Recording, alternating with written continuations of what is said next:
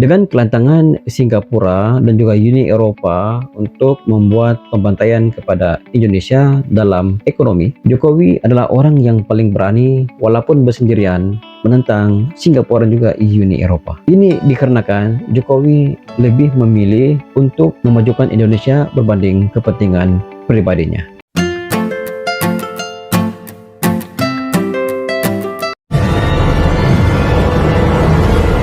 Razvi Studio.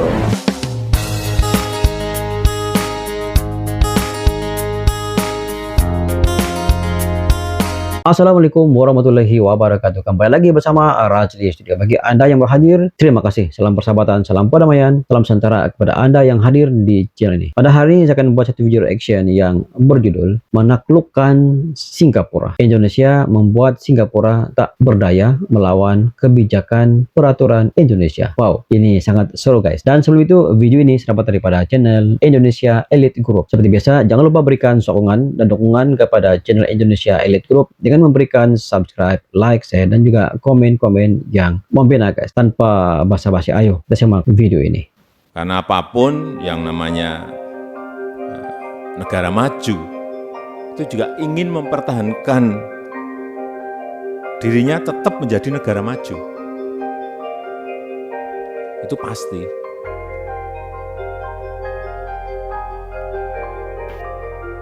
Ya, betul Dan ya. juga mereka tuh tidak akan rela juga bahwa negara berkembangnya ada yang maju menjadi negara maju, juga banyak yang nggak rela. Dan itu ya manusiawi, nggak perlu kita sakit hati dan enggak. Tetap kita berusaha agar bagaimana visi kita agar bisa menjadi negara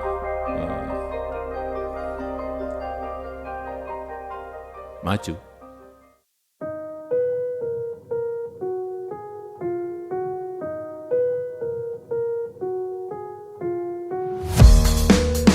Jika kita mengaca pada Indonesia di era Pak Bambang, maka kita akan menyadari banyak perubahan besar yang terjadi pada negeri ini. Dulunya yang dianggap bangsa terbelakang, kini sudah dianggap bangsa yang sangat berpengaruh. Ya, Khususnya betul, dalam guys. pembahasan kita kali ini negara Singapura. Kenapa Singapura? Tentunya karena hubungan kedua negara ini sangat mencolok akhir-akhir ini. Masih teringat jelas, ketika Jokowi baru menjabat, Indonesia masih dipandang sebelah mata. Masih dikira negara besar yang terlalu mudah untuk diobrak-abrik. Namun seiring berjalannya waktu, jumpscare Indonesia itu nyata untuk Singapura. Bagaimana tidak, baru 2 tahun Jokowi menjabat, Indonesia sudah mulai berani mendikte Singapura secara terang-terangan dengan program tax amnesty. Seakan dianggap bercanda, Singapura terlihat biasa-biasa saja. Sampai akhirnya tax amnesty laris manis, barulah Singapura sadar bahwa Indonesia tidak main-main. Walaupun terlihat korporatif, tapi secara logika Singapura pasti akan mengamankan aset-aset berharganya. Bahkan berkat kebijakan tersebut, perbankan di Singapura terlihat sempoyongan meladeni perpindahan dana warga negara Indonesia ke negara asalnya. Data lembaga keuangan Merrill Lynch menyatakan, dari sekitar 55.000 orang kaya di Singapura, sepertiganya adalah warga negara Indonesia, dengan nilai aset mencapai 87 miliar dolar Amerika Serikat atau sekitar 1.100 triliun rupiah. Jumlah yang setara dengan 50% APBN Indonesia.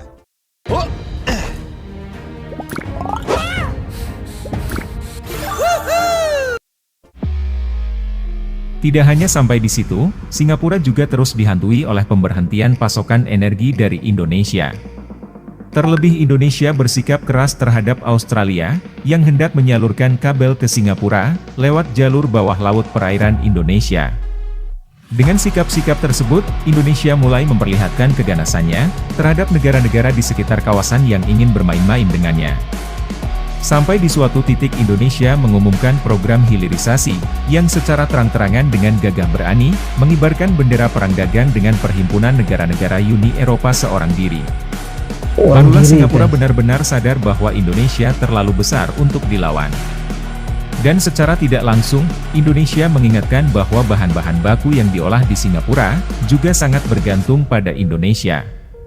Keseriusan Indonesia ini pun membuat Singapura semakin tidak percaya diri. Ini terlihat dari kecenderungan pasrahnya Singapura pada kebijakan-kebijakan yang diterapkan oleh Indonesia. Bahkan, pengambilan ruang udara Kepulauan Riau dan Natuna dari Singapura nyaris tanpa perlawanan. Kita terbuka, tapi kalau kita suruh kirim bahan mentah terus enggak.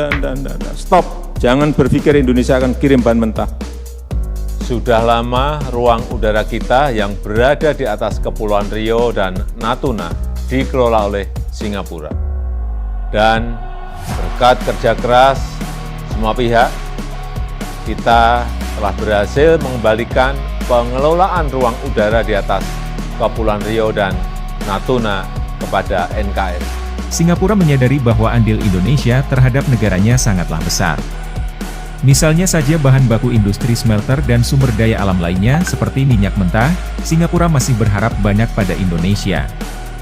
Dewasa ini, Indonesia kerap melakukan proteksi terhadap aset-aset berharganya. Indonesia mengatakan cukup pada pembodohan yang selama ini terus dibiarkan. Karena sekarang adalah saatnya Indonesia bangkit untuk menatap masa depan yang gemilang.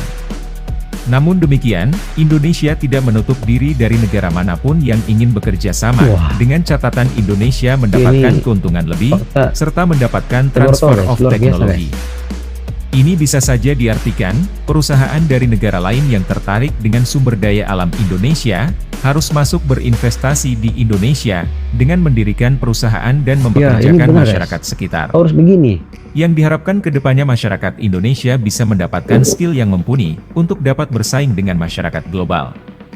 Di lain sisi, Indonesia juga mewajibkan pada perusahaan asing yang masuk di Indonesia untuk bermitra dengan perusahaan lokal atau BUMN.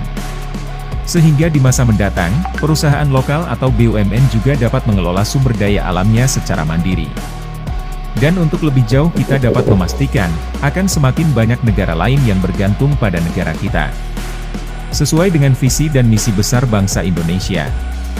Ini yang harus betul-betul desain ini secara konsisten harus kita lakukan terus. Yaitu satu, membuat negara lain bergantung kepada kita.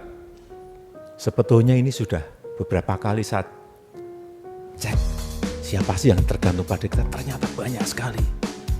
Begitu batu bara, kita stop 2 minggu saja, yang telepon ke saya banyak sekali. Kepala negara, Perdana Menteri, Presiden. Oh ini tergantung. Banyak sekali. Ya. Saya kaget juga. Urusan batu bara. Kembali lagi ke keterbukaan.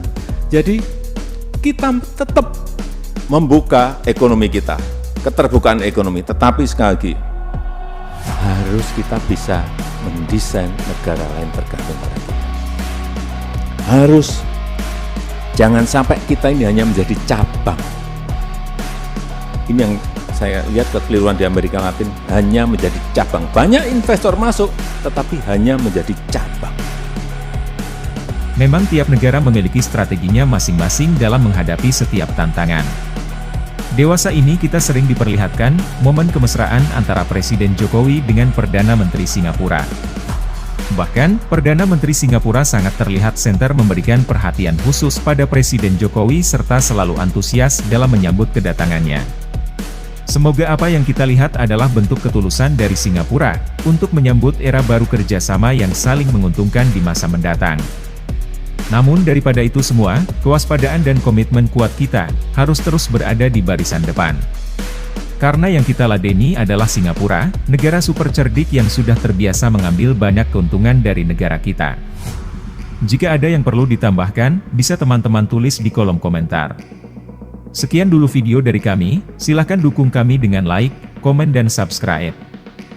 Guna mengembangkan channel ini, untuk memberikan informasi lebih tentang negara tercinta kita Indonesia.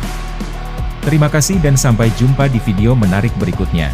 Demikianlah video daripada channel Indonesia Elite Group guys. Seperti biasa, jangan lupa berikan sokongan dan dukungan kepada channel Indonesia Elite Group dengan memberikan subscribe, like, share, dan juga komen-komen yang membina guys. Overall dalam video ini saya sangat terpegun melihat fakta daripada admin nih, dan ternyata Jokowi mempunyai kepintaran yang sungguh luar biasa guys. Kepintaran Jokowi dapat menandingi kepintaran pemimpin-pemimpin dunia, yang mana bagi mana-mana pemimpin dunia yang hanya ingin kepada sumber alam Indonesia dengan memberikan gula-gula kepada Indonesia, mungkin waktu dahulu boleh, tapi pada masa kini perkara itu tidak akan berulang semula guys. Dan dengan cara pentadbiran dan juga kebijakan daripada Presiden Jokowi dan juga pemimpin-pemimpin Indonesia pada ketika ini membuat pemimpin-pemimpin luar sana sangat kagum dan juga tidak berdaya untuk melawan kehendak daripada Indonesia. Kenapa mereka tidak berdaya?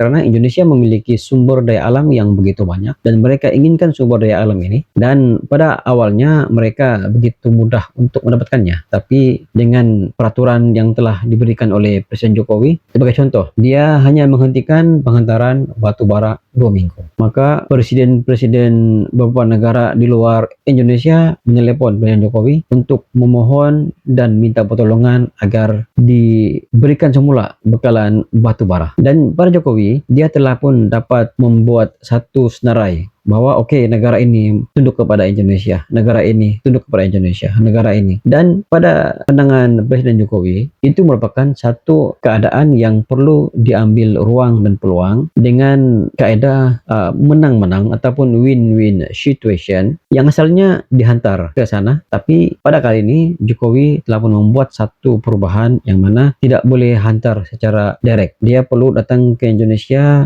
untuk transfer teknologi, barulah dapat diberikan apa yang mereka hendaki. Jadi pada saya ini satu langkah yang sangat bijak daripada Presiden Jokowi untuk memperkembangkan ekonomi yang ada di Indonesia, dalam masa yang sama membuka ruang dan peluang pekerjaan kepada warga Indonesia supaya negara-negara luar tidak hanya mengambil bahan-bahan mentah daripada Indonesia, tapi mereka terpaksa berbelanja lebih untuk datang ke Indonesia dan transfer teknologi yang mereka miliki guys. Dan ini merupakan satu situasi yang pada saya sangat bijak daripada Presiden Jokowi, sehingga Presiden Singapura pun dia sangat takjub dengan apa yang Presiden Jokowi lakukan, yang mana pada awalnya mereka hanya meremehkan Indonesia, tapi ketika ini mereka terpaksa tunduk hormat kepada Indonesia guys. Sejukah Anda jika saya mengatakan bahwa dengan kebijakan Presiden Jokowi, nama Indonesia pada ketika ini telah melonjak naik di seluruh dunia guys. Itu sedikit sebanyak pandangan daripada Ajo Studio. Sekiranya Anda punya pandangan sendiri terkait dengan video ini, Anda boleh komen di bawah. Sekian,